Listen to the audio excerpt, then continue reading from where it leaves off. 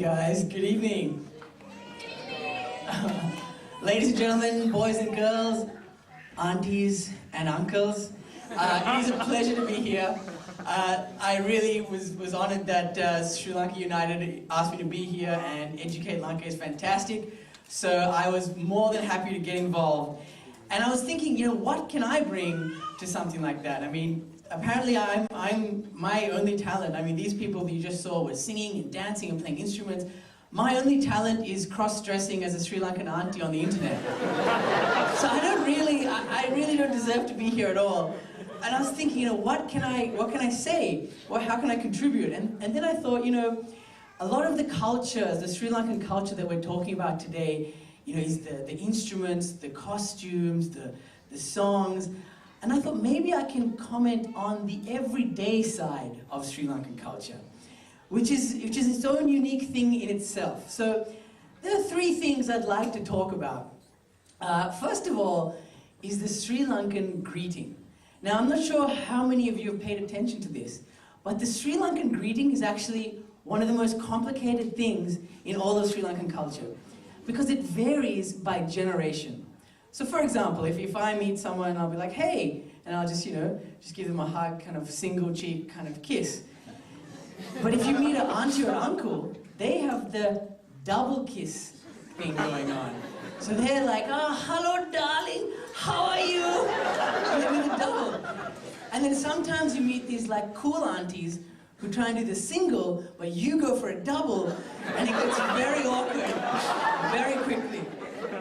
But the other thing is, as you go deeper into the generations, and you get to the grandparents, they have their own variation. What the grandparents do is they do the double with the inhale. They go, hello darling, so good to see you. And I really wonder how, over the generations, somehow Sri Lankans have decided, you know what, we're going to cut out this useless inhale business. Everyone is very sweaty, we don't need that. Let's get rid of it. But, you know, I think we should try it every now and then. That's the first thing I'd like to say. The second is, and this is a really interesting one, it's the ability for Sri Lankans to create a whole sentence by taking a single word and just saying it twice. This is like the most uniquely Sri Lankan way of talking. Let me give you some examples. No, no. That's a whole sentence. Yes, yes. Come, come. How? So?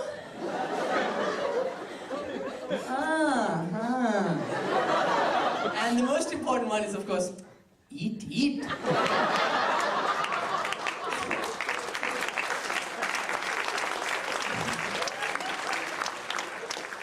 And the final thing, before we get back to our regular program, is this thing that Sri Lankans do. It's the unique part of Sri Lankan culture is the ability to talk with your hands. So your hands are like an extension of all the words you're saying when you're Sri Lankan.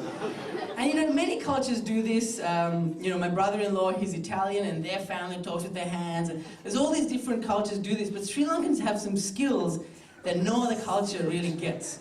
What we can do as Sri Lankans, and for all the non-Sri Lankans here, this is how you can understand us a bit better. We have the ability to measure things with the angle of our hands, okay?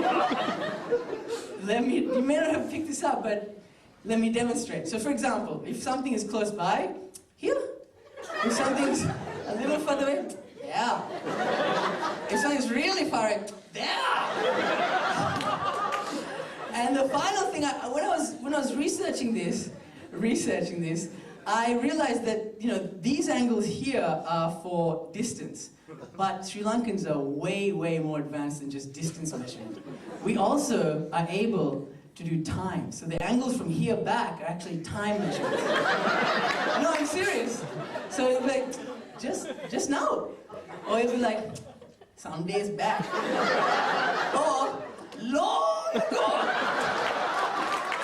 Thank you guys, I will back later. And now back to our regular MC.